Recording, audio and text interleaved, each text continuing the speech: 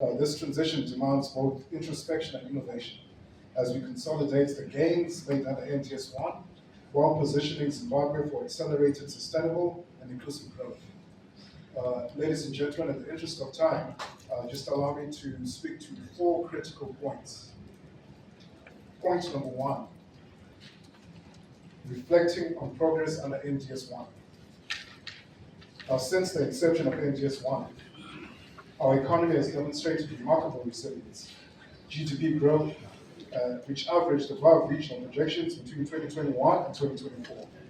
This reflects the success of our reform efforts, improved fiscal discipline, and strategic public investment in infrastructure, agriculture, and mining.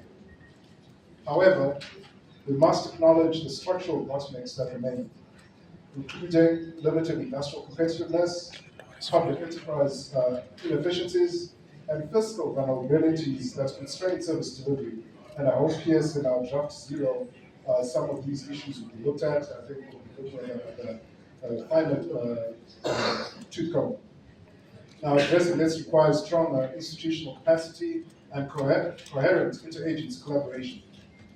In strategic management terms, this phrase represents what Pittsburgh, and for those who are listening to the Secretary's remarks, you mentioned Pittsburgh, we are reading from the same books. We are aligned as principals, and we're told that when we leave this workshop, we'll all be aligned. Now, this is described as strategic learning, where strategy evolves from experience and reflection, rather than rigid planning.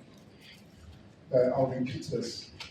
Strategy evolves from experience and reflection, rather than rigid planning. Our review process, therefore, should not be an audit exercise alone, but a learning process that sharpens our policy tools and enhances implementation fidelity. Point number 2. This is towards NTS 2 and the 2026 strategic framework.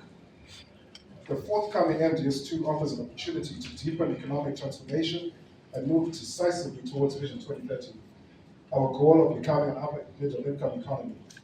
Now, to achieve this, our strategy must rest on 3 key pillars, among others. The first pillar is macroeconomic stability and fiscal sustainability.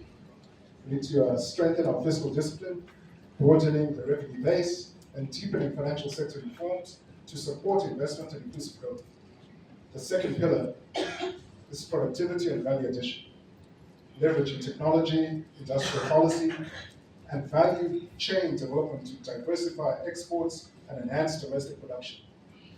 The third pillar is institutional efficiency and accountability, repositioning state-owned enterprises and public institutions through robust corporate governance, performance-based management, and digital transformation.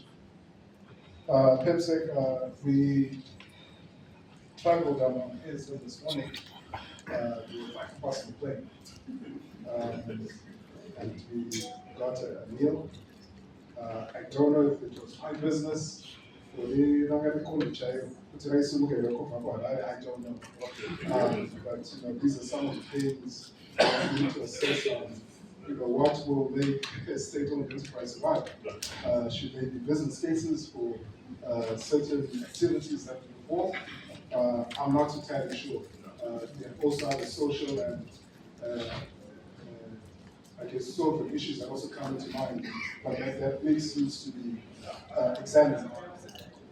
Now, as Peter Drucker observed, and Peter Drucker has also mentioned that, so if you don't believe that we're aligned and reading from the same website, I'm sure you should be convinced now. He observed, open quotes, "The best way to predict the future is to create it," close quote. Our strategy must therefore be deliberate, forward-looking, and results-oriented, grounded in the principles of results-based management, RBM, and performance measurement. Point number 3, strategic leadership and execution discipline. Our success in implementing NTS 2 will depend less on the quality of documents we produce and more on the discipline of execution. Strategy without implementation remains an aspiration. We must therefore enhance leadership alignment, ensure evidence-based decision-making, and institutionalize monitoring, evaluation, and learning systems across all levels of the ministry and its agencies. I urge our CEOs and board members to adopt a strategic governance mindset, one that balances compliance and innovation and agility. In the words of Kaplan and Norton, by the architects of the balanced scorecard, strategy must be a living system, continuously reviewed, communicated, and adapted. Point number 4, building a culture of collaboration and accountability. Our strategic planning process must foster a whole-of-government approach. Effective coordination between the ministry, SOEs, and development partners is essential for resource optimization and impact delivery. Let us embrace digital transformation, enhance data-driven planning, and ensure that every program is measurable, costed, and aligned with NDS2 targets and Vision 2030 milestones. Furthermore, let us continue to cultivate a culture of accountability and performance excellence.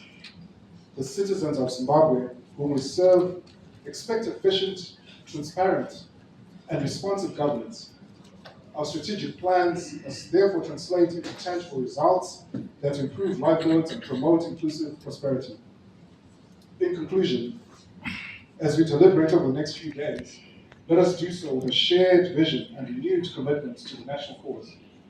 The journey to Vision 2030 is collective. It requires coherence, discipline, and unity of purpose. Let this workshop not only define our strategies for 2026 and beyond, but also reignite our collective resolve to build a resilient and globally competitive economy. And with these few words, I wish you fruitful deliberations and a productive workshop. I thank you, Siyabonga.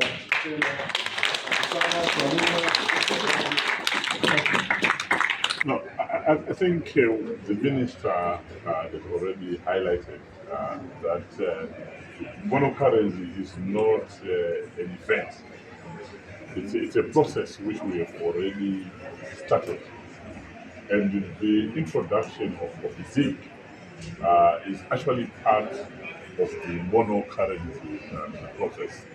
But the plan or the journey is monocurrency. There's many other conditionalities that we've set for ourselves, like a stable macroeconomic and monetary environment. We should have the reserves to support our currency at a certain level, but more importantly, we should also have the citizens of this country having confidence, as we are already seeing that there is actually confidence in the ZIG. Inflation is coming down. We actually expect that by the third quarter of 2026, we will have single digit inflation.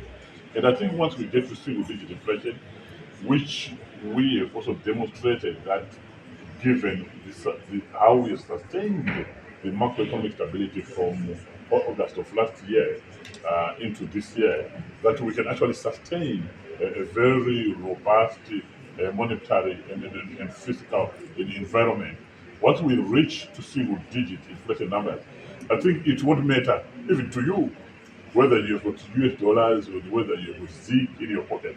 But I think maybe that journey might actually be completed by the citizens, where the interchanging of the US and the local currency will now be indifferent.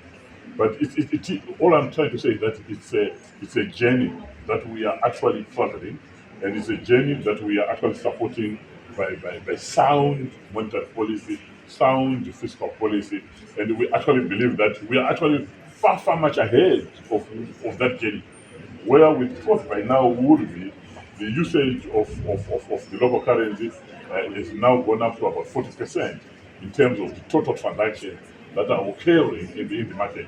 But our own target initially been much lower than that number of 40%.